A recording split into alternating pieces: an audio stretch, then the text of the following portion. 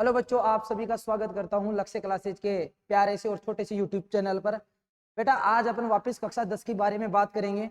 कक्षा 10 के जो मैंने तीन वीडियो में बताया आपको कि किस प्रकार रासायनिक अभिक्रिया और रासायनिक समीकरण को संतुलित किया जाता है और रासायनिक अभिक्रियाओं के प्रकार के बारे में अपन ने जिक्र कर रखा है। तो कल अपन ने जो लास्ट वीडियो था उस लास्ट वीडियो में मैंने ये बताया था कि जो संयोजन अभिक्रिया है वो किस प्रकार की अभिक्रिया होती है, उसके उदाहरण कौन कौन से थे। उसके बाद में अपन ने वियोजन अभिक्रिया के बारे में पूरा डिस्कस किया था। बेटा वियोजन अभिक्रिया को मैंने तीन भागों में बांटा था और उसके अलग अलग क्रियाकलाप के माध्यम से आपके साथ पूरा डिस्कस किया था। जो पहला बताया था उसमें अपघटन बताया था, दूसरा आपका प्रकाश अपघटन था और तीसरा आपका विद्युत अपघटन था।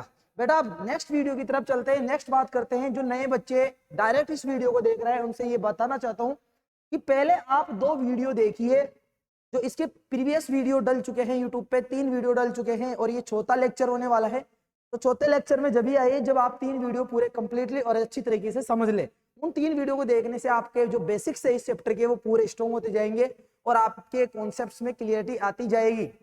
सदस्य के विद्यार्थियों को एक और बात बताना चाहता हूं कि जो ये वीडियो है राजस्थान बोर्ड के विद्यार्थियों के साथ साथ Bihar board, UP board, Haryana board के विद्यार्थियों के लिए बहुत उपयोगी होने वाला है। तो दोस्तों आज शुरुआत करते हैं एक नई रासायनिक अभिक्रिया के साथ। उस रासायनिक अभिक्रिया का नाम क्या है बेटा? विस्थापन अभिक्रिया। क्या नाम है उस रासायनिक अभिक्रिया का नाम बेटा? विस्थापन अभिक्रिया। की विस्थापन अभिक्रिया क्या होती है? तो विस्थापन अभिक्रिया के बारे में बात करने वाले हैं। विस्थापन अभिक्रिया के बारे में बात करेंगे। इंग्लिश में बोलते इसको डिस्प्लेसमेंट रिएक्शन। क्या बोलते इसको इंग्लिश में? Displacement reaction. दोस्तों मैं आपको एक चीज बता रहा हूं, यहां पर एक डायग्राम दे रखा है और इस डायग्राम में ये एक स्टैंड लगा रखा है और स्टैंड में ये एक फरक नली है। फरक नली में किसका विलयन पर रखा है? कॉपर सल्फेट का, मतलब Cu+2 ion, SO4-2 ion. Cu+2 ion को कॉपर आयन बोलते हैं, SO4-2 को बोलते हैं सल्फेट आयन। आवेश बराबर हुआ तो आपका बन गया यहाँ पर CuSO4 और CuSO4 को आप क्या बोल सकते हो बेटा?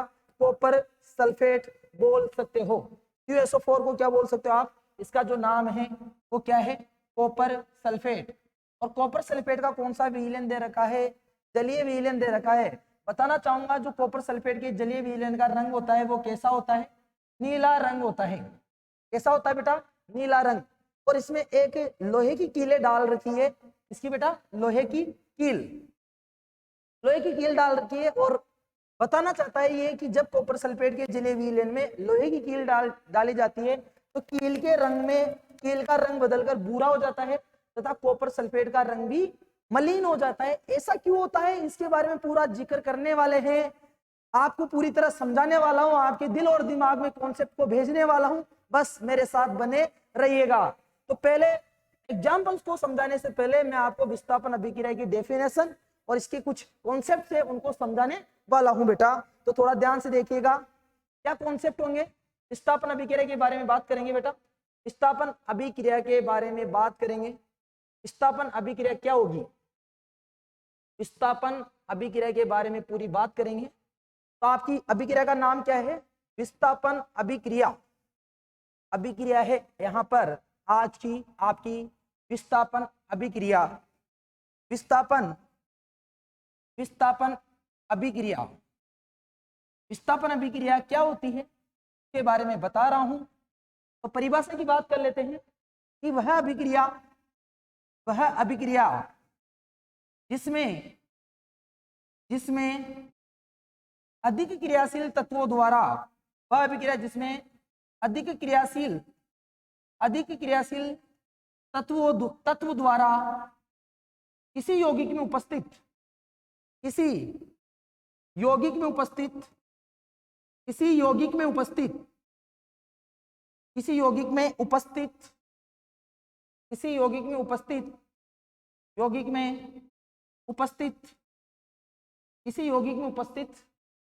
कम क्रियाशील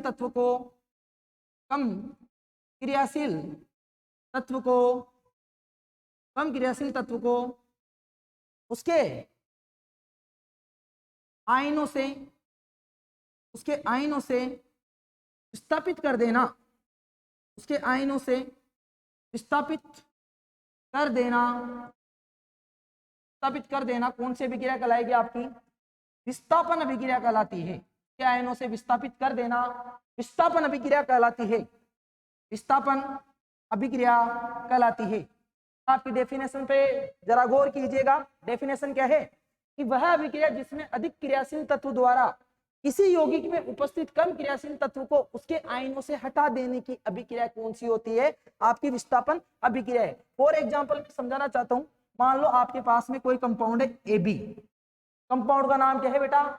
AB है, किसी यौगिक का नाम है AB और वो C तत्व के साथ अभिक्रिया करता है, C तत्व के परमाणु के साथ अभिक्रिया करता है। तो मैं एक रिएक्शन के द्वारा समझा रहा हूं कि यहाँ पर जो कंपाउंड बन रहा है न्यू आपका AC बन रहा है और साथ में अकेला कौन रह गया बेटा? अकेला आपका, थोड़ा यहाँ पर देखा बेटा, ध्यान से देखिएगा, आपका यहाँ पर क्या बन गया?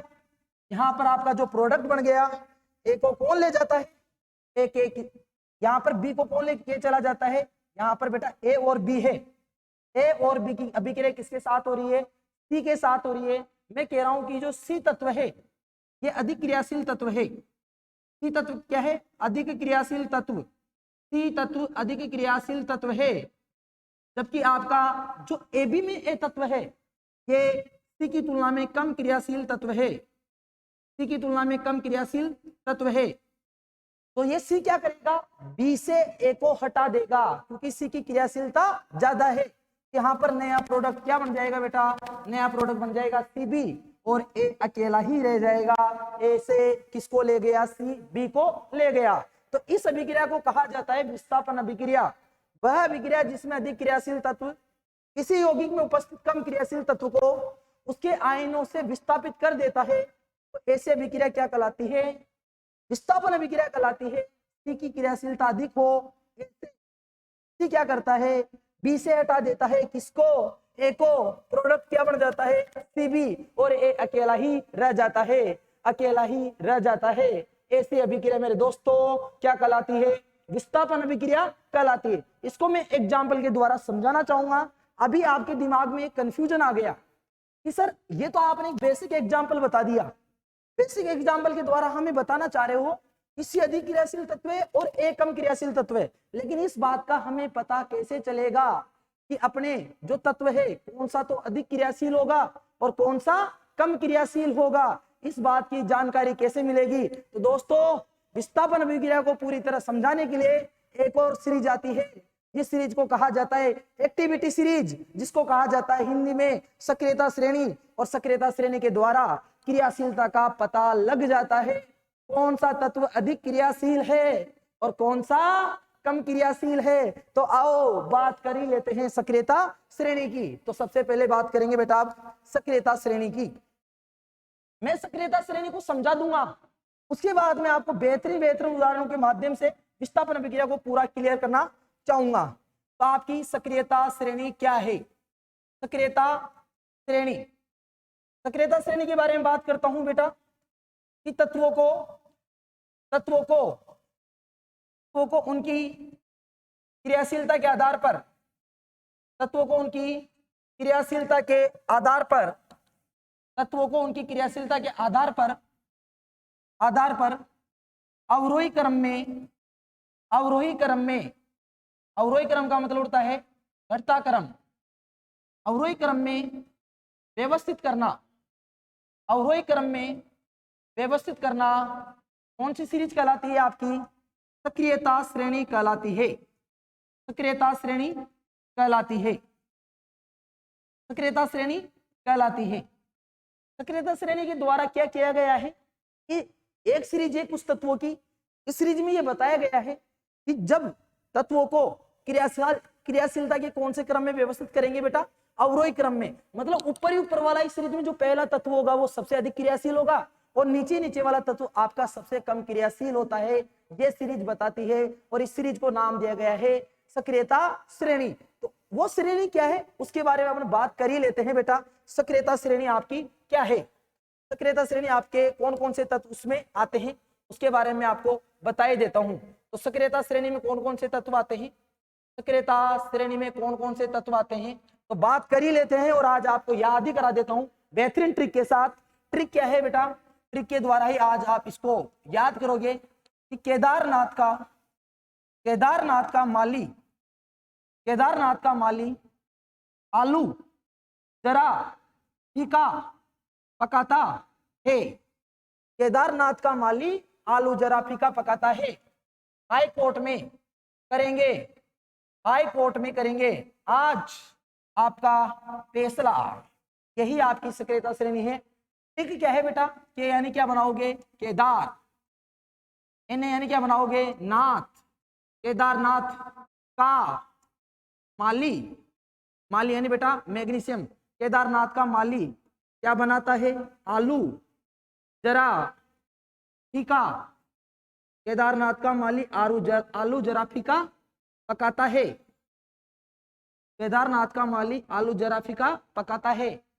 हाई कोर्ट में, कौन से कोर्ट में, हाई कोर्ट में, हाई कोर्ट होता है ना सुप्रीम कोर्ट, हाई कोर्ट में करेंगे आज आपका फैसला। हाई कोर्ट में करेंगे आज आपका फैसला, हाई कोर्ट में करेंगे आज आपका फैसला। तो सक्रियता श्रेणी आपकी क्या है कि केदारनाथ का माली आलू जरा फीका पकाता है, हाई कोर्ट में करेंगे आज आपका फैसला। इसका नाम है बेटा आपका पोटेशियम। क्या नाम इसका, पोटेशियम, जो सबसे अधिक क्रियाशील है। इसके बाद में आपका सोडियम, के बाद में आपका कैल्शियम, इसके बाद में आपका मैग्नीशियम, इसके बाद में आपका एल्यूमिनियम, इसके बाद में आपका जिंक, जरा जिससे क्या बन गया, जिंक। Fe से क्या बन गया आपका आयरन, या जिसको आप लोहा बोलते हो। Pb यानी बेटा आपका सीसा या लेड बोलते हो। इसके बाद में आपका H यानी बेटा हाइड्रोजन, H यानी क्या हो गया आपका हाइड्रोजन। Hg यानी बेटा आपका बन गया मरकरी, तो आप पारा भी बोलते हो। Cu यानी बेटा आपका कॉपर, Ag यानी बेटा आपका सिल्वर, और आपका Au यानी बेटा गोल्ड, Au यानी क्या बन गया आपका गोल्ड, और Pt यानी आपका क्या बन गया बेटा प्लेटिनम। ये जो श्रेणी है किस आधार पर व्यवस्थित की गई है, क्रियाशीलता के अवरोही क्रम में, मतलब अधिक क्रियाशील तत्व ऊपर है, तो सबसे अधिक क्रियाशील तत्व कौन सा हुआ, सबसे अधिक क्रियाशील तत्व हुआ पोटेशियम। सबसे अधिक क्रियाशील तत्व आपका कौन सा हुआ, पोटेशियम हुआ। और सबसे कम क्रियाशील कौन सा हुआ, प्लेटिनम। पी यानी क्या बन गया बेटा, पीटी यानी प्लेटिनम। सबसे कम क्रियाशील तत्व है आपका प्लेटिनम। तो ये सक्रियता श्रेणी एक बार फिर से बताना चाहूंगा कि केदारनाथ का माली आलू जरा फीका पकाता है। हाई कोर्ट में करेंगे आज आपका फैसला। क्रियाशीलता के आधार पर यह सक्रियता श्रेणी बनाई गई है। तो लाड लो, ये सक्रियता श्रेणी से आपको पता चल ही गया कि कौन सा तत्व ज्यादा क्रियाशील है और कौन सा कम क्रियाशील है। तो अब बात करते हैं अपन विस्थापन अभिक्रिया के बारे में पूरी डिटेल से। मैंने परिभाषा पहले समझा दी कि किसी अभिक्रिया में अधिक क्रियाशील तत्व द्वारा किसी यौगिक में उपस्थित कम क्रियाशील तत्व को उसके आयनों से हटा देने की अभिक्रिया क्या कहलाती है, आपकी विस्थापन अभिक्रिया कहलाती है। इसके बारे में मैं समझा देता हूं आपको, जैसे पूरी डेफिनेशन को बहुत क्लियरिटी के साथ समझाना चाहूंगा। जैसे यहाँ पर एक पति पत्नी का जोड़ा है, और पति पत्नी के जोड़े के बारे में मैं आज बता ही देता हूं आपको, क्योंकि मेरी भी बहुत इच्छा है कि आपको ये बता ही दूं और आपको पूरी तरह समझा दूं। एक का नाम है लाला, पति का नाम क्या है लाला, पत्नी का नाम क्या है लाली। लाला की पत्नी कौन है, लाली। और यहाँ पर क्या है, एक और थे जिनका नाम था राजा, जिनका नाम क्या था, राजा था। हुआ यूं कि लाला लाली पति पत्नी थे, या जो भी आप समझो वो थे। उनकी मुलाकात एक दिन किससे हो गई, राजा से हो गई। ये राजा है वो बड़ा हैंडसम बॉय है, और लाली है ये भी एक ब्यूटीफुल लेडी है। लेकिन जो आपका लाला है बेचारा थोड़ा शरीफ इंसान है। कैसा इंसान है बेटा? शरीफ इंसान को अभी दुनिया की बारे में पता नहीं है, बस ये एडजस्टमेंट करके जी रहा था। मुलाकात किसके साथ हो गई? राजा की। तो यहाँ पर आप समझ पा रहे होंगे कि राजा हुआ लाला से ज्यादा हैंडसम, तो लाली का मन किसके ऊपर आ गया? राजा के ऊपर आ गया। लाली का मन किसके ऊपर आ गया? राजा के ऊपर आ गया। और लाली ने, राजा ने क्या किया? लाली से दूर कर दिया किसको? लाला को। और यहाँ पर नया प्रोडक्ट, नई चीज बन गई, नया जोड़ा बन गया। जोड़ा किसका बन गया? राजा और लाली का। और यहाँ पर बेटा कौन अकेला रह गया? बेचारा लाला अकेला ही रह गया। तो बेटा अभिक्रिया ये भी कौन सी है? विस्थापन है, क्योंकि हैंडसम होना अधिक क्रियाशील है, शरीफ होना कम क्रियाशील है। शरीफ होना क्या है? कम क्रियाशील है। तो अधिक क्रियाशील ने कम क्रियाशील को उसके आयन से ही हटा दिया और नई चीज दुनिया में ले आया। उसका नाम क्या था? राजा और लाली की जोड़ी। बेचारा लाला अकेला ही रह जाता है। सेम यही खेल है बेटा किसमें? विस्थापन अभिक्रिया में, कि जो अधिक क्रियाशील है वो किसी यौगिक में उपस्थित कम क्रियाशील तत्व को उसके आयन से हटा देता है। ऐसी अभिक्रिया को ही कहा जाता है मेरे लाडलो विस्थापन अभिक्रिया। तो बात कर ही लेते हैं और आगे विस्थापन अभिक्रिया के बारे में। तो आपके पास में विस्थापन अभिक्रिया के बारे में बताता हूं बेटा। पूरी तरह आपको मैं बताने की कोशिश करूंगा विस्थापन अभिक्रिया को डिटेल से। कि पहला आपका यहाँ पर विस्थापन अभिक्रिया की डेफिनेशन हो गई। एक स्टैंड दे रखा है जिसमें कॉपर सल्फेट का जलीय विलयन, कॉपर सल्फेट का सूत्र होता है CuSO4, रंग होता है इसका नीला रंग। इसमें लोहे की कीलें डाल रखी है। फिर उसके बाद में आगे क्या होता है बेटा? नेक्स्ट चित्र देखना इसका, नेक्स्ट डायग्राम। यहाँ पर लोहे की एक कील पहले से ही रख रखी है। लोहे की एक कील क्या कर रखी है बेटा? पहले से ही इसमें रख रखी है। लोहे की एक कील को पहले से यहाँ पर रख रखा है। इसके अंदर ध्यान से देखना, लोहे की एक कील अलग से ले रखी है। ये लोहे की एक कील अलग से ले रखी है। और जो मैंने फर्स्ट डायग्राम में आपको बताया था कि कॉपर सल्फेट के जलीय विलयन में एक लोहे की कील डाल रखी है, उसको बाहर निकाला तो ये देखो लोहे की कील का रंग कैसा हो गया? भूरा रंग हो गया। और यहाँ पर मैं और बताता हूँ, दो प्रश्नालियां अलग से ले रखी थी। एक प्रश्नाली में तो क्या कर रखा था? कॉपर सल्फेट का, शुद्ध कॉपर सल्फेट का, जो ये प्रश्नाली ए है उसमें शुद्ध कॉपर सल्फेट का विलयन भर रखा था। विलयन का रंग आपको नजर आ रहा होगा, कैसा है बेटा? नीला रंग है। और ये जो प्रश्नाली बी है, प्रश्नाली बी, ये प्रश्नाली बी अभिक्रिया मिश्रण है। अभिक्रिया मिश्रण का मतलब वो कॉपर सल्फेट का विलयन है जिसमें लोहे की कील डुबोई गई थी। इसका रंग देख रहे हो, कॉपर सल्फेट के विलयन में लोहे की कील डुबोने पर इसका जो रंग है वो कैसा हो गया? मलिन हो गया, मतलब नीला रंग लुप्त हो गया। तो ऐसा क्यों हुआ बेटा? इसके बारे में अपन बात करेंगे कि ऐसा क्यों हुआ। तो मैं आपको पूरी तरह समझाता हूं बेटा कि ऐसा होने के पीछे रीजन क्या है। तो बेटा मैं आपको बताता हूं ऐसा होने के पीछे क्या रीजन है। आपके पास विलयन किसका था? आपके पास में विलयन था CuSO4 का। एक्वस स्टेज में होगा विलयन है। विलयन कौन सा? कॉपर सल्फेट का जलीय विलयन, कॉपर सल्फेट का विलयन था। और रंग इसका नीला था। रंग इसका कैसा था? नीला। आपने किसकी कील डाली? लोहे की कील डाली। ये लोहे की कील डुबोई, लोहे की कील, तो लोहे की कील का रंग तो क्या हो जाता है? भूरा हो जाता है। लोहे की कील का रंग तो भूरा हो जाता है, क्योंकि बेटा अब आप जानते हो अकेला है तो यहाँ पर 0 है। लेकिन आपको मैं बता दूं, लोहे की क्रियाशीलता केदारनाथ का माली आलू जरा फीका पकाता है। फीका यानी आयरन पकाता है। हाई कोर्ट, कॉपर से अधिक क्रियाशील कौन है? लोहा है। लोहा किसको लेके चला जाएगा? SO4-2 आयनों को लेके चला जाएगा। यहाँ पर बेटा ये +2 में है और ये -2 में है। तो Fe किसको लेके जाएगा? SO4 को ले जाएगा और क्या बना देगा? FeSO4 का विलयन बना देगा, जिसका नाम क्या है बेटा? जिसका नाम क्या है बेटा? Ferrous sulphate. क्या नाम है जिसका? Ferrous sulphate. इसका नाम है फेरस सल्फेट। फेरस सल्फेट का नाम है फेरस सल्फेट का विलयन। ये फेरस सल्फेट का विलयन है, ठीक है बेटा। और अकेला कौन रह जाता है? अकेला आपका कॉपर है, वो कॉपर धातु में बदल जाता है। कॉपर धातु में बदल जाता है। इस अभिक्रिया की खासियत यह है कि एक विस्थापन अभिक्रिया है और इसमें फेरस सल्फेट क्यों बोला, क्योंकि Fe पर +2 है, SO4 पे -2 है। जब भी Fe पर +2 होगा याद रखना उसको फेरस बोलेंगे। क्या बोलेंगे? फेरस। तो अब मैं आपको यहां से एक क्वेश्चन बन रहा है, वो क्वेश्चन तो मैं समझा देता हूं। क्वेश्चन क्या था कि लोहे की कील को कॉपर सल्फेट के जलीय विलयन में डुबोने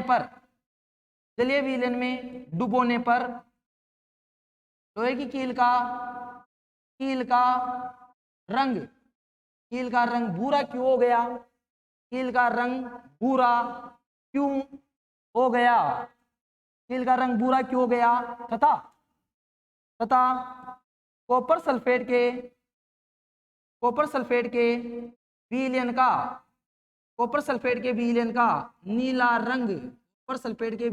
नीला रंग लुप्त क्यों हो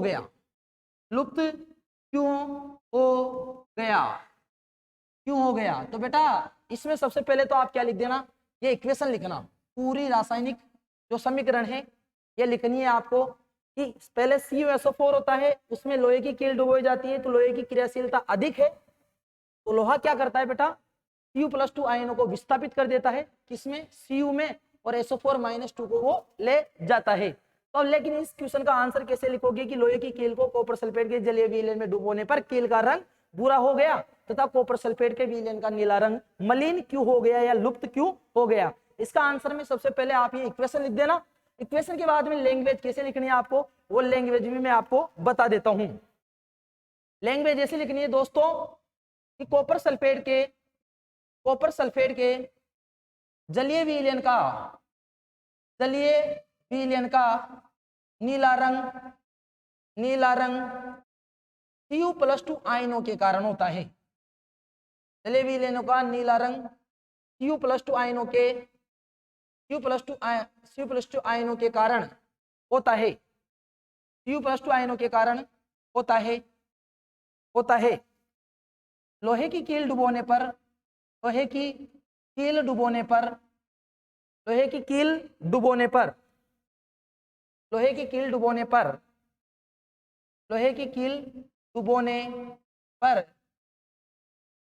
Fe तत्व की क्रियाशीलता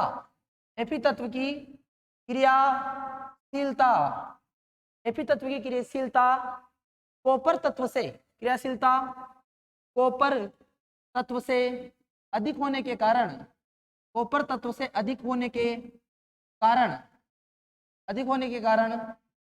Cu+2 आयनों को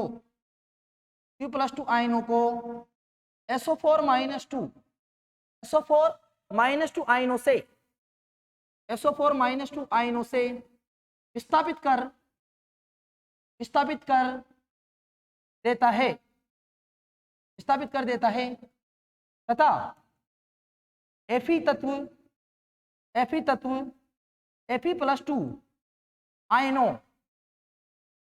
आयनों में बदल जाता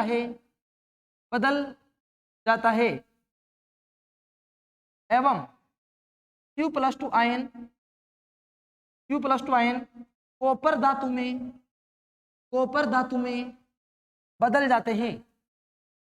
में बदल जाते हैं। इस कारण Cu+2 आयनों की अनुपस्थिति के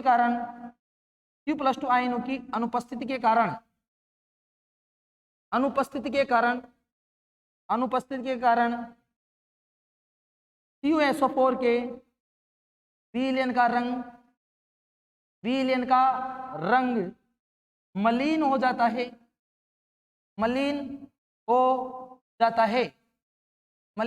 है तथा Fe+2 आयनों के कारण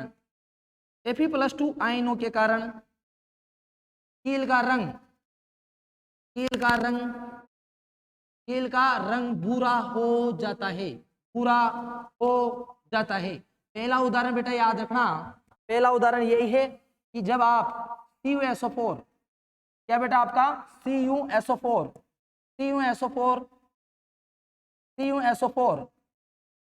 CuSO4 एक्वस विलयन में आप Fe डालोगे तो Fe की क्रियाशीलता अधिक है, ले जाएगा तो क्या बना लेगा, FeSO4 बना लेगा और आपका शुद्ध कॉपर धातु अकेली रह जाएगी। ये उदाहरण याद रखना।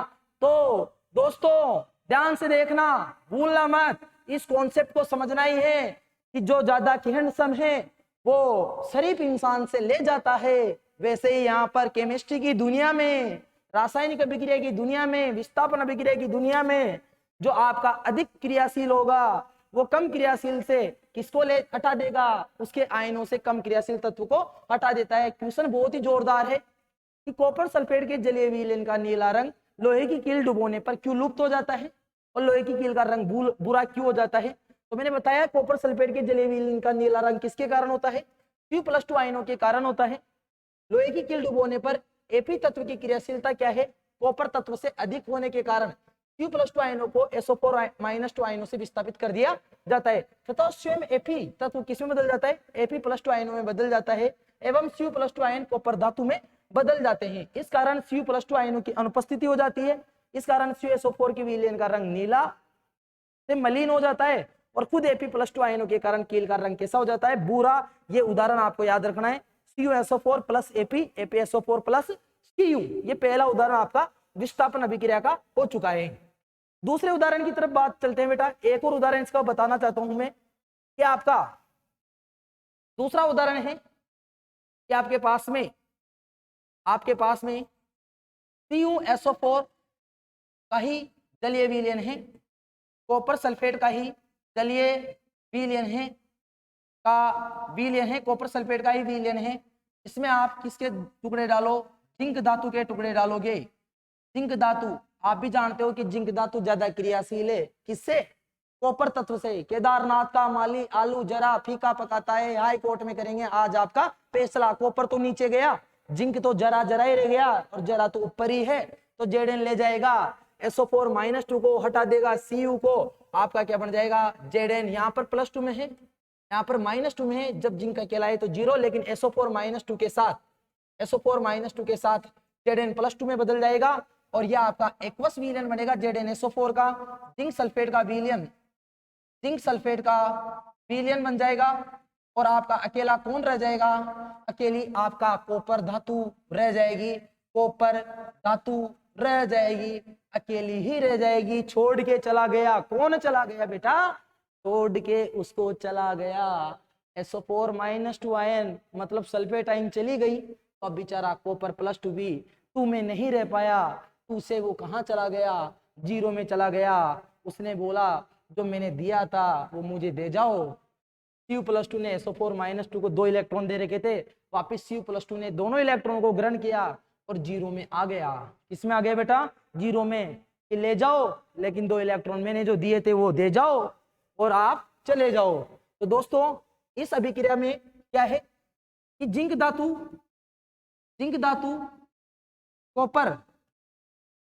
कॉपर तत्व से, कॉपर से अधिक क्रियाशील होने के कारण, क्रियाशील होने के कारण क्या होता है, कॉपर सल्फेट में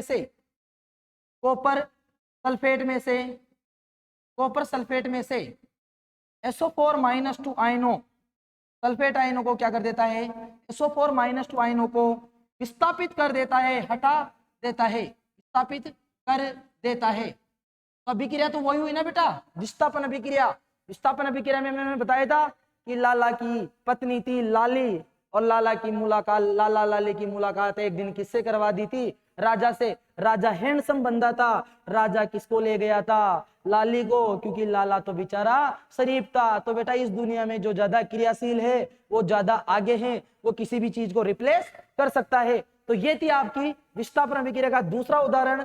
कॉपर सल्फेट के जलीय विलयन में जिंक धातु के टुकड़े डाले तो मेरे लाडलो जिंक धातु की क्रियाशीलता ज्यादा है, इस कारण ये कॉपर सल्फेट के विलयन में से सल्फेट आयनों से Cu+2 आयनों को हटा देता है और जिंक सल्फेट का निर्माण कर देता है और कॉपर की दुनिया अलग ही हो जाती है, Cu+2 से वो Cu में रह जाते हैं। तीसरे उदाहरण की ओर चलूंगा, अभी मैं खत्म नहीं होगी विस्थापन अभिक्रिया, आपकी एनसीईआरटी पूरी कवर करवाई जाएगी, लाइन टू लाइन यहाँ पर पढ़ाई जाएगी। बस जरूरत है आपको नोट्स प्रिपेयर करना है, पूरे मन से पढ़ना है, एक भी लेक्चर को नहीं छोड़ना है, सारे वीडियो लगातार देखने हैं। तो बेटा यहाँ पर मैं एक और बनाना चाहता हूँ कि मेरे पास पीबी, जिसको कौन सी धातु बोल रहा हूँ, लेड धातु बोल रहा हूँ। लेड धातु को किसमें डाला मैंने, CuCl2 कॉपर क्लोराइड के विलयन में डाला, कॉपर क्लोराइड के विलयन में डाला। जब विलयन में किसी और को डालोगे तो यहाँ कुछ ना कुछ तो घटना होगी। तो लेड की क्रियाशीलता भी सक्रियता श्रेणी में जाके देखना कॉपर से ज्यादा है। तो मुलाकात हुई, Cl- की मुलाकात किससे करवा दी, लेड धातु से करवा दी, और मुलाकात होगी तो कुछ घटना भी होगी, और घटना इतनी भयंकर हुई कि कॉपर बेचारा Cu+2 में था। यहाँ पर Cu+2 में था कॉपर। देख लो बेटा यहाँ पर मैं समझा देता हूँ, Cu+2 और Cl- मिलकर ही तो क्या बना रहे हैं, CuCl2।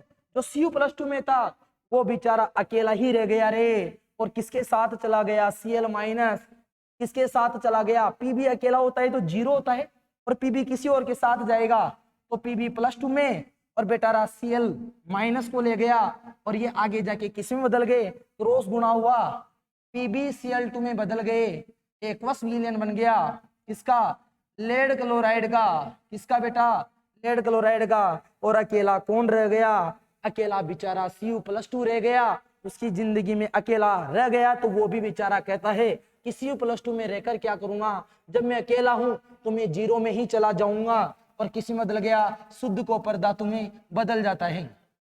किसमें बदल जाता है, शुद्ध कॉपर धातु में वो बदल जाता है। तो मेरे बच्चों, मेरे लाडलो, मेरे डियर स्टूडेंट्स, यहाँ पर हो रही है घटना विस्थापन अभिक्रिया की। क्योंकि विस्थापन अभिक्रिया मैंने पहले बता दिया था कि जो ज्यादा क्रियाशील है वो किसी यौगिक में उपस्थित कम क्रियाशील तत्व को उसके आयनों से हटा देता है। तो यहाँ पर बेटा आपका जो लेड धातु होता है, लेड धातु की क्रियाशीलता सक्रियता श्रेणी में मैंने बता रखी है।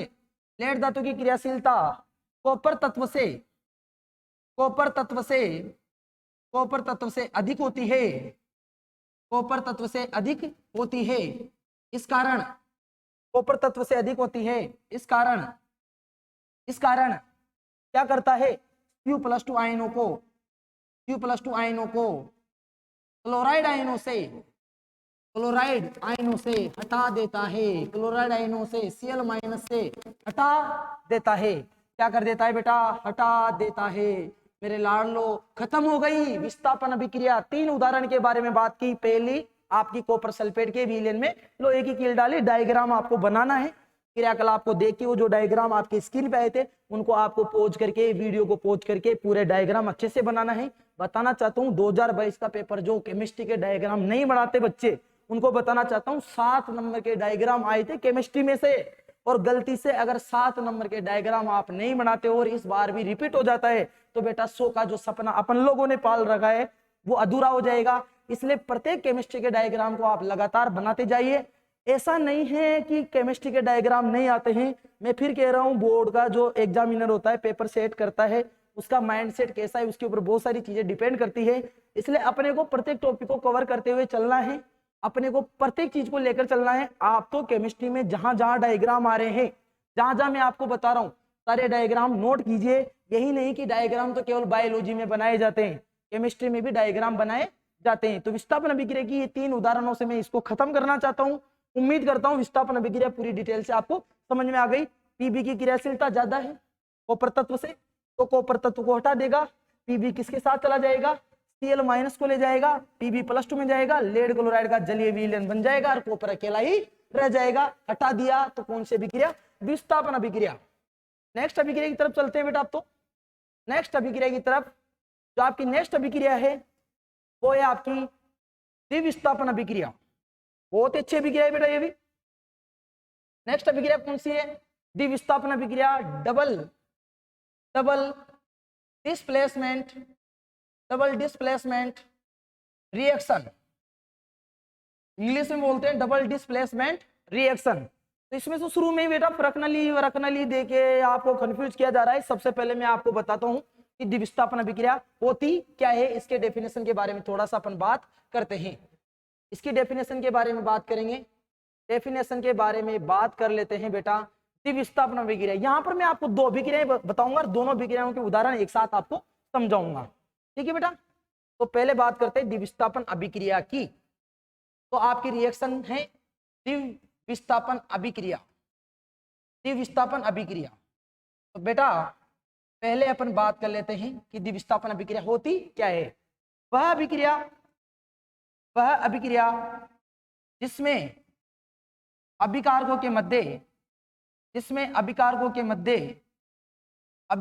मध्य परस्पर, अभिकारकों के मध्य परस्पर आयनों का, अभिकारकों के मध्य परस्पर आयनों का आदान प्रदान हो, आदान प्रदान हो, कौन सी अभिक्रिया कहलाती है? द्विविस्थापन अभिक्रिया कहलाती है, द्विविस्थापन अभिक्रिया कहलाती है।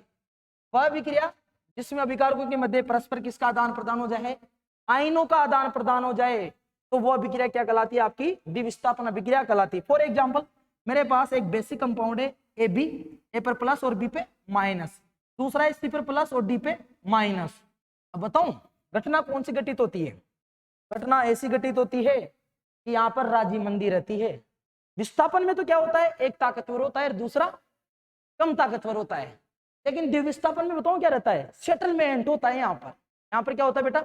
सेटलमेंट। ये A प्लस जिंदगी से किसके साथ था? B माइनस के साथ था। और C प्लस किसके साथ था? D माइनस के साथ था। जिंदगी में थक चुके थे, उसी के साथ रहते रहते तो एक दिन दोनों जोड़े A प्लस और B माइनस, C प्लस और D माइनस साथ में जाते हैं। एक के दिमाग में एक के दिमाग में क्या आता है और C के दिमाग में क्या जाता है कि अपन यहाँ पर क्या कर लेते हैं? एक्सचेंज कर लेते हैं, आदान प्रदान कर लेते हैं। A के साथ A तो किसको लेना चाहता है? D के साथ, मतलब A की मुलाकात किससे करा दी? D से, तो AD बन गया A पे प्लस और D पर माइनस, और C की मुलाकात किससे करा दी? B माइनस से C पर प्लस और B माइनस। जरा अभिक्रिया में ध्यान से देखिए मेरे लाडलो, यहाँ पर अभिकारकों के मध्य किसका आदान प्रदान हुआ है? आयनों का आदान प्रदान हुआ है। जब दुनिया में आयनों का आदान प्रदान हो जाए अभिकारकों के मध्य मेरे दोस्तों, तो वो अभिक्रिया का नाम क्या रखना? उस अभिक्रिया का नाम रखना द्विविस्थापन अभिक्रिया। तो अभी तक डेफिनेशन के बारे में बात की है। यहाँ पर मैं एक रिएक्शन और सिखाना चाहता हूं और दोनों के उदाहरण सेम है, इसलिए मैं आपको बताना चाह रहा हूं। दूसरी अभिक्रिया है आपकी अवक्षेपण अभिक्रिया। अवक्षेपण अभिक्रिया, अवक्षेपण अभिक्रिया ये भी बोर्ड एग्जाम में अच्छी तरह पूछी जाती है। तो अवक्षेपण अभिक्रिया क्या होती है? वह अभिक्रिया जिसमें उत्पाद के रूप में, वह अभिक्रिया जिसमें उत्पाद के रूप में अवक्षेप का निर्माण हो, वह अभिक्रिया जिसमें उत्पाद के रूप में अवक्षेप का निर्माण हो, मेरे दोस्तों वह अभिक्रिया ही क्या कहलाती है? अवक्षेपण अभिक्रिया कहलाती है। कौन सी अभिक्रिया कहलाती है? अवक्षेपण अभिक्रिया कहलाती है। भाइयों मेरे बच्चों, मैंने द्विविस्थापन तो आपको पढ़ाई दी, अब बात कर रहा हूं अवक्षेपण के बारे में। मैंने क्या बोला कि वह अभिक्रिया जिसमें उत्पाद के रूप में किसका निर्माण हो? अवक्षेप का निर्माण हो, वो अभिक्रिया कहलाती आपकी अवक्षेपण अभिक्रिया। लेकिन सर हमें ये चीज समझ में नहीं आई कि ये अवक्षेप क्या होता है। हम तो सर बच्चे हैं, हम तो बालक है, हमें अभी तक इतनी नॉलेज नहीं है, हमें एक एक चीज का मतलब चाहिए। तो मैं आपको बता देता हूँ अवक्षेप भी क्या होता है। क्यों घबरा रहे हो आप? आपके डीके सर आपके साथ है तो घबराने की कोई जरूरत नहीं है। आपको हर पॉइंट के ऊपर लेके जाऊंगा, लाइन टू लाइन पढ़ाऊंगा, बस आपको तो देखते रहना है, नोट्स बनाते रहना है। तो अवक्षेप क्या होता है? किसी अभिक्रिया में बनने वाले अविलेय का मतलब होता है जो घुलता नहीं है,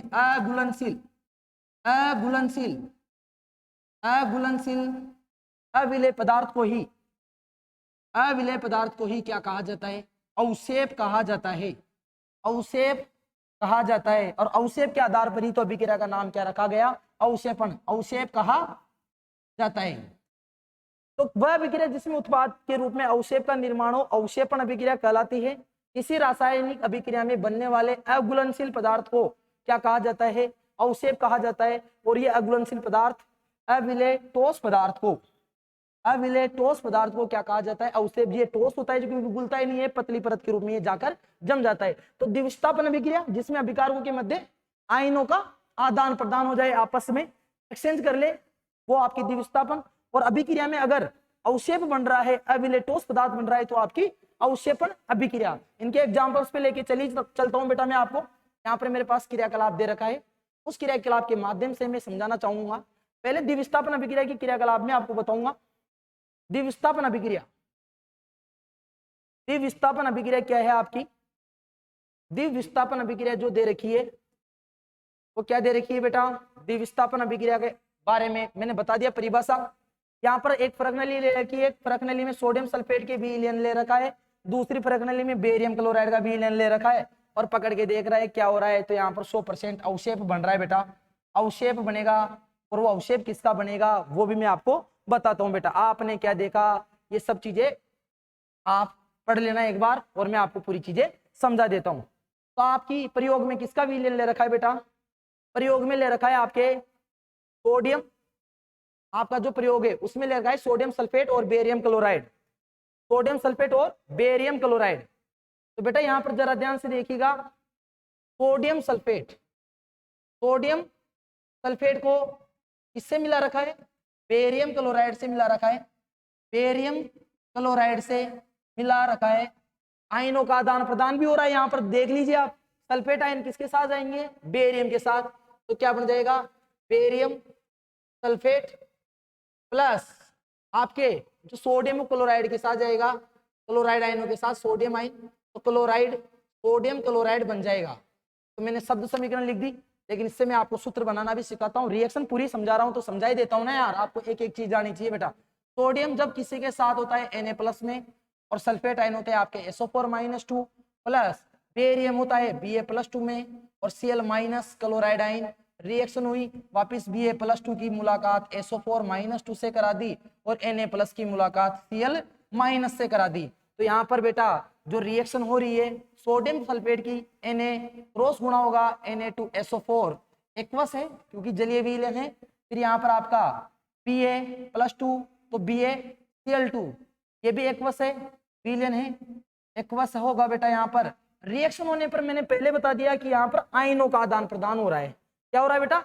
आयनों का आदान प्रदान। देख लो ना, SO4-2 किसके साथ चले गए? BaSO4 के साथ, Ba+2 के साथ, तभी तो Ba कट जाएगा ना, बराबर है, तो BaSO4। और मैं बता देता हूं ये अवक्षेप होता है, और साथ में आपका Na+ और Cl- मिलकर क्या बन जाता है? NaCl। तो इनके बारे में बात करता हूं। इसका तो आपको पता ही है, सोडियम, सोडियम सल्फेट का विलयन, सोडियम सल्फेट का विलयन, और ये आपका BaCl2, बेरियम क्लोराइड का विलयन, बेरियम क्लोराइड का विलयन। और बेटा यहाँ पर आयनों का आदान प्रदान हुआ। देखो ये आयन तो इसके पास आ गए तभी NaCl बन गया, ये इसके साथ चले गए, आयनों का आदान प्रदान हुआ। तो आपका बेरियम सल्फेट का, बेरियम सल्फेट का श्वेत अवक्षेप, रंग भी है इसका, रंग कैसा है? श्वेत अवक्षेप, श्वेत अवक्षेप बनता है, इसलिए मैंने तीर का निशान नीचे की तरफ लगा रखा है। और ये आपका sodium, sodium chloride, sodium chloride का विलयन, सोडियम क्लोराइड का विलयन। तो दोस्तों अगर दोनों उदाहरणों के बारे में, इस उदाहरण के बारे में बात करें, ये पूरा उदाहरण दो चीजों का है। अगर आपसे अवक्षेपण अभिक्रिया भी पूछ ले तो भी ये उदाहरण आपको देना है, क्योंकि इसमें अवक्षेप बन रहा है। अगर आपसे द्विविस्थापन अभिक्रिया भी पूछ ले तो ये पूरा उदाहरण आपको समझाना है, क्योंकि इसमें आयनों का आदान प्रदान भी हो रहा है। तो अभिक्रिया के प्रकार दो है, द्विविस्थापन और अवक्षेपण। एक और उदाहरण के बारे में बात करते हैं बेटा। दूसरा उदाहरण क्या है? आपके पाठ्य पुस्तक का एक प्रश्न दे रखा है। पाठ्य पुस्तक का प्रश्न क्या है बेटा? पाठ्य पुस्तक का प्रश्न अगर यहाँ पर दे रखा है तो एक बार मैं चेक कर लेता हूँ, इसमें पीपीटी में है तो बेटा देख लेते हैं बेटा। द्विविस्थापन अपचयन उपचयन, ये नहीं लगता यहाँ पर है, ये बेटा लास्ट में आ गया शायद। तो अपन, मेरे को पता है तो मैं पूरा उदाहरण आपको बिना पीपीटी के ही बताता हूँ। दूसरा उदाहरण बेटा क्या है?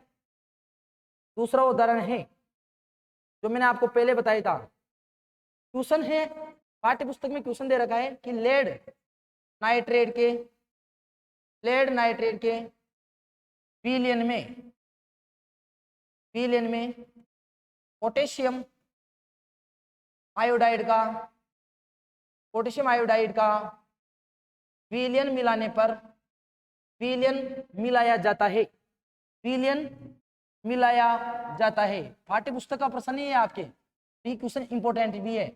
विलयन मिलाया जाता है तो क्या क्या क्या पूछ रहा है वो? पहला, जो अवशेप बनता है, अवशेप का रंग, ये पूछ रहा है कि अवशेप बनेगा, अवशेप का रंग।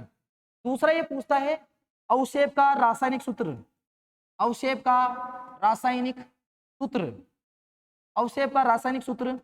तीसरा क्वेश्चन ये पूछता है संतुलित संतुलित रासायनिक समीकरण, संतुलित रासायनिक समीकरण। चौथा ये पूछता है आपसे बेटा रासायनिक अभिक्रिया का प्रकार, रासायनिक अभिक्रिया का प्रकार, रासायनिक अभिक्रिया का प्रकार, रासायनिक अभिक्रिया का प्रकार। तो बेटा लेड नाइट्रेट के विलयन में क्या मिलाया आपने? पोटेशियम आयोडाइड मिलाया। अब इतना तो तुम जान ही गए होंगे बेटा, इतना तो मैंने पहले आपको समझा दिया कि लेड पे होता है Pb+2, नाइट्रेट पे होता है NO3-। क्रॉस गुणा होगा तो सूत्र तो बन ही जाएगा Pb+2। तो यहाँ पर Pb और NO3 को ब्रैकेट में रखोगे, NO3 का होल ट्वाइस, ये तो लेड नाइट्रेट हो गया आपका, लेड नाइट्रेट। ये बेटा मैंने पहले ही रासायनिक समीकरण वाले में बात कर ली। और आपने पोटेशियम आयोडाइड मिलाया K+ और I-, तो यहाँ पर बन गया आपका Ki, पोटेशियम आयोडाइड। रिएक्शन करवा लीजिए आप तो पहले, सबसे पहले PbNO3 की होल ट्वाइस की रिएक्शन आप Ki के साथ कराओगे, ये भी एक्वस है और ये भी एक्वस है, जलीय विलयन है दोनों के ही। तो K+ और I पे माइनस, K+ और I में माइनस और Pb पर यहाँ पर +2 है, तो जब +2 I- के साथ जाएगा, इधर बताता हूं बेटा, Pb+2, Pb+2 किसके साथ जाएगा? I- के साथ।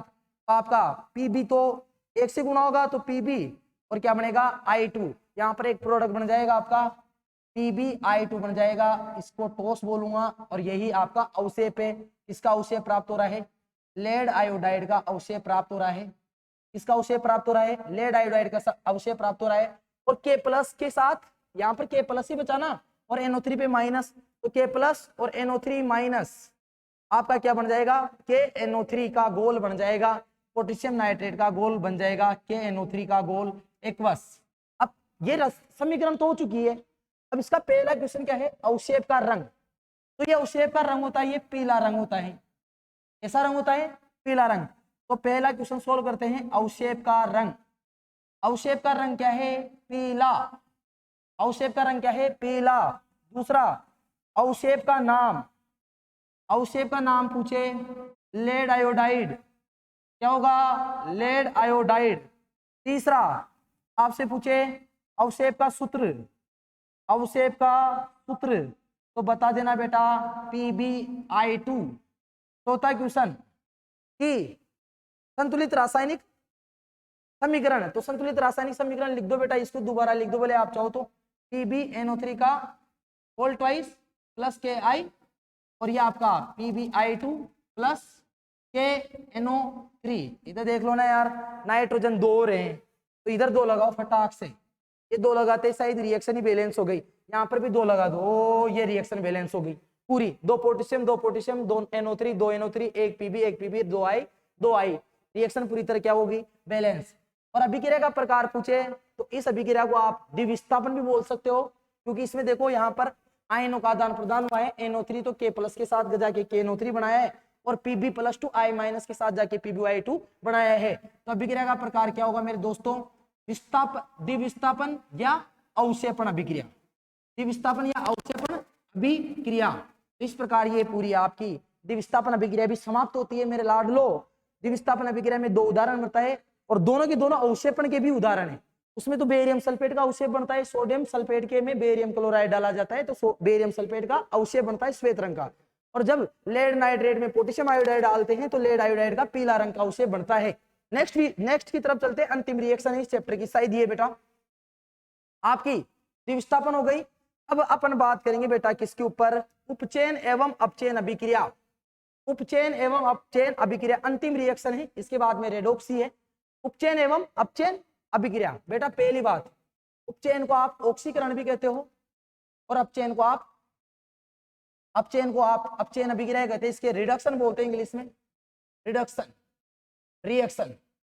तो दो अभिक्रियाएं, ऑक्सीकरण जिसको उपचयन भी बोल सकते हो और एक अपचयन है। ये पहले क्या होती है इसके बारे में मैं आपको बताता हूँ, फिर ही बाद में इसके ऊपर बात करता हूँ। बेटा बात कर ही लेते हैं पहली अभिक्रिया के बारे में। यहाँ पर मैं दोनों को ही कॉमन में पढ़ा देता हूँ एक सारणी के द्वारा बेटा, कि आपका यहाँ पर उपचयन अभिक्रिया क्या होती है, उपचयन अभिक्रिया, और दूसरा है आपका अपचयन अभिक्रिया, अपचयन अभिक्रिया। तो बेटा मैं आपको बताता हूं, किसी पदार्थ में से हाइड्रोजन का निष्कासन हो जाए, हाइड्रोजन का निष्कासन, तो अभिक्रिया क्या कहलाएगी आपकी, उपचयन अभिक्रिया। कौन सी अभिक्रिया कहलाती है, उपचयन अभिक्रिया। दूसरी, इसका दूसरा जो पहला पॉइंट तो ये था, इसी का दूसरा पदार्थ, किसी पदार्थ में ऑक्सीजन का योग होना, ऑक्सीजन तत्व का योग होना, कौन सी अभिक्रिया कहलाती है, यहाँ पर ऑक्सीजन, इसका मतलब ऑक्सीजन तत्व का योग होना, कौन सी अभिक्रिया कहलाती है आपकी, ऑक्सीकरण या उपचयन अभिक्रिया कहलाती है, ऑक्सीकरण अभिक्रिया कहलाती है। अपचयन में जस्ट उल्टा है कि किसी पदार्थ में हाइड्रोजन का योग, होना अपचयन है। दूसरा, किसी पदार्थ में से हाइड्रोजन का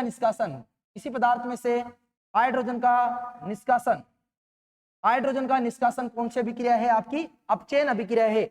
और एक और चीज बता देता हूं नोट लगाकर, जिस पदार्थ का उपचयन होता है, वो पदार्थ आपका क्या कहलाता है, वो पदार्थ आपका ऑक्सीकारक कहलाता है, वो पदार्थ आपका क्या कहलाता है, ऑक्सीकारक।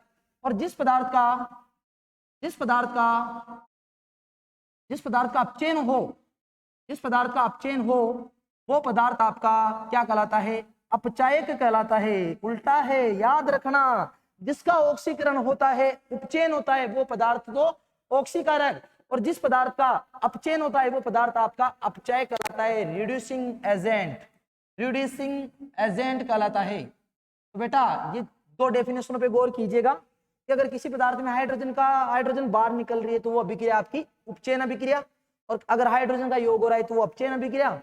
और बेटा वह अभिक्रिया जिसमें ऑक्सीजन का योग हो पदार्थ के अंदर तो ऑक्सीकरण या उपचयन बोल सकते हो। और ऑक्सीजन बाहर निकले, किसी पदार्थ में ऑक्सीजन का निष्कासन, यहाँ पर बेटा ऑक्सीजन का निष्कासन करो रे, ऑक्सीजन का निष्कासन बेटा, ऑक्सीजन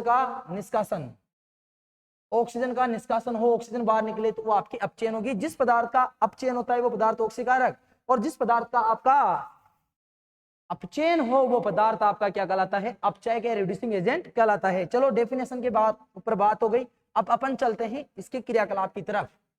क्रियाकलाप क्या दे रखा है इसमें, ध्यान से देखिए बेटा। क्रियाकलाप दे रखा है कि आपके पास में एक कॉपर चूर्ण है, और क्या ले रखा है इसमें यार, एक चाइना डिश में कॉपर चूर्ण को लेकर उसे गर्म कीजिए। और आपने क्या देखा, अच्छा साहब कर रहे हैं, आप बोल रहे हो तो चलो ये बोल गए तो अपन कर ही लेते हैं यार इसको। ये प्रयोग अच्छा है, डायग्राम बना लेना बेटा, पूरा मैं आपको बता दूंगा, डायग्राम छोड़ना नहीं यार भाई, डायग्राम पूरा बनाना है। तो आप टेंशन क्यों ले रहे हो, मैं आपके साथ हूं तो पूरा ही समझा देता हूं आपको। ये क्या कह रहा है कि आपने चाइना डिश ली और चाइना डिश में आपने क्या मिला दिया मेरे लाडलो, चाइना डिश में आपने मिला दिया कॉपर का चूर्ण, मतलब कॉपर चूर्ण, कॉपर धातु, कॉपर चूर्ण। तो कॉपर चूर्ण धातु होती है, और गर्म कर रहे हो तो गर्म तो हमेशा ऑक्सीजन गैस की उपस्थिति में होगा, गैस की उपस्थिति में। और CO अकेला है तो बेचारा जीरो में रहता है।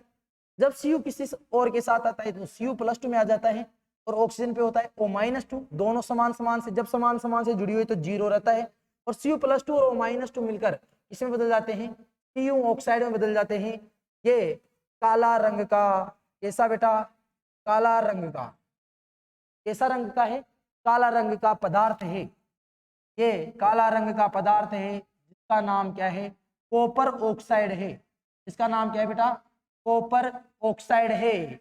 तो रिएक्शन बैलेंस भी कर लेना, यहाँ पर भी 2 लगाओ और यहाँ पर भी 2 लगाओ, रिएक्शन बैलेंस हो गई। तो कॉपर ऑक्साइड के चूर्ण को, कॉपर ऑक्साइड के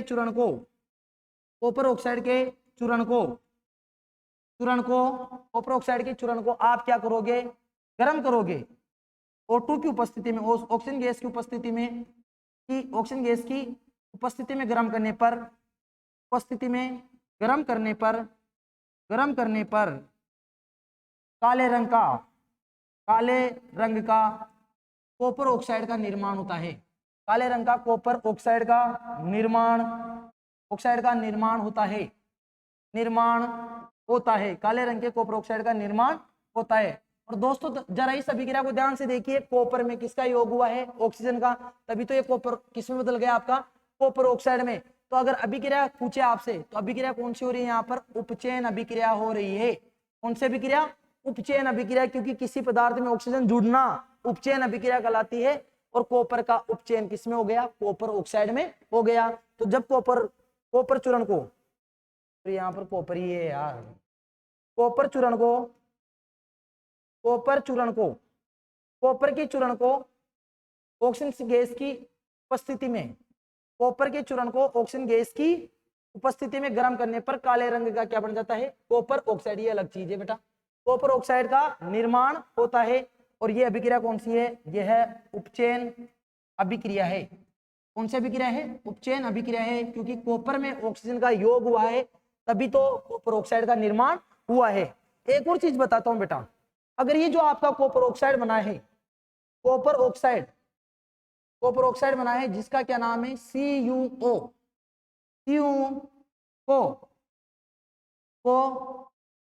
Cu को कुछ ताप पर, या ऐसे लिख लो बेटा, Cu में कॉपर ऑक्साइड में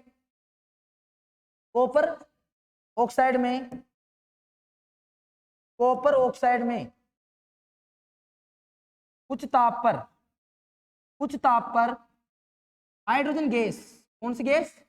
हाइड्रोजन गैस प्रवाहित करने पर, कौन सी गैस? हाइड्रोजन गैस प्रवाहित करने पर CuO का काला रंग लुप्त होकर भूरे रंग के पदार्थ का निर्माण होता है। भूरे रंग के पदार्थ का निर्माण हो जाता है। तो जरा यहाँ पर ध्यान से देखिए, क्या है बेटा कि जब कॉपर ऑक्साइड का जो काला रंग का पदार्थ है कैसे बना? कॉपर चूर्ण को ऑक्सीजन की उपस्थिति में गर्म करके कॉपर ऑक्साइड बनाया गया। तो कॉपर ऑक्साइड में कुछ ताप पर अगर हाइड्रोजन गैस प्रवाहित करेंगे तो कॉपर ऑक्साइड का काला रंग लुप्त हो जाएगा और भूरे रंग का पदार्थ का निर्माण हो जाएगा। वो कैसे होता है? वो रिएक्शन के द्वारा मैं आपको समझाता हूँ। इधर ध्यान से देखिए मेरे लाडलो, भूलो मत यार, आलस में मत आओ बेटा यार, यहाँ पर ध्यान से देखते जाओ बस, आप आलस में नहीं आना है, बस आपको पढ़ते रहना है पूरी एनर्जी के साथ बेटा, पूरी एनर्जी के साथ पढ़ना है। तो बेटा ये कॉपर ऑक्साइड था, कॉपर ऑक्साइड था, इसको आपने हाइड्रोजन गैस प्रवाहित की, यहाँ पर इसको ताप दिया गया, ताप देने पर हाइड्रोजन गैस प्रवाहित हुई तो आपका कॉपर ऑक्साइड में से कॉपर अकेला रह गया और यहाँ पर क्या बन जाता है? आपका H2O बन जाता है। क्या बन जाता है? H2O बन जाता है। रिएक्शन भी वैलेंस है। इस अभिक्रिया में ये कॉपर धातु प्राप्त होता है आपको, कॉपर धातु, जिसका रंग कैसा होता है? भूरा रंग। मतलब ये कॉपर ऑक्साइड है जो काले रंग का था, काले रंग के पदार्थ में हाइड्रोजन गैस प्रवाहित की कुछ ताप पर, तो काला रंग का पदार्थ भूरे रंग के पदार्थ कॉपर में बदल गया और H2O बन गया। यहाँ से जरा इस पे देखिए, कॉपर ऑक्साइड में से क्या बाहर निकल रही है? ऑक्सीजन बाहर निकली। अरे कॉपर ऑक्साइड में से ऑक्सीजन गई तभी तो कॉपर ही बचाना, इसको ले जाओ यार, इसको ले गए तो कॉपर ही तो बची ना बेटा यार।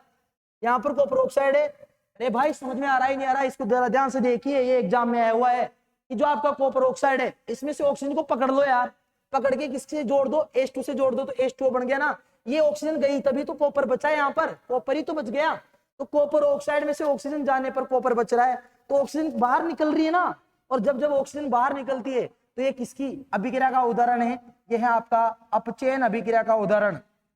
नहीं यार ये मेरी बात समझ में, मैं क्या कहना चाह रहा हूँ कि अगर किसी अभिक्रिया में से ध्यान से सुनोगे तो समझ में आएगी पूरे ध्यान से सुनो, पूरा माइंड यहाँ पर स्क्रीन पे रखो, आपके मोबाइल की स्क्रीन पे, इधर उधर माइंड को डाइवर्ट मत करो, तभी आपको पूरी बात समझ में आएगी कि जब कॉपर ऑक्साइड है, कॉपर ऑक्साइड को अगर आप हाइड्रोजन गैस से गर्म कर रहे हो तो ऑक्सीजन चली जाती है, H2 के साथ जल में बदल जाएगा और कॉपर अकेला रह जाएगा। ऑक्सीजन बाहर निकल रही है तो अभिक्रिया कौन सी हो रही है?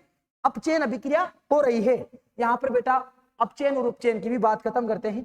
लास्ट अभिक्रिया की तरफ चलते हैं, जिसका नाम है, एक और लास्ट अभिक्रिया रह गई आज की बेटा, और जिसका नाम क्या है, रेडॉक्स अभिक्रिया। क्या नाम है बेटा, लास्ट रिएक्शन है आज की, जिसका नाम है रेडॉक्स अभिक्रिया।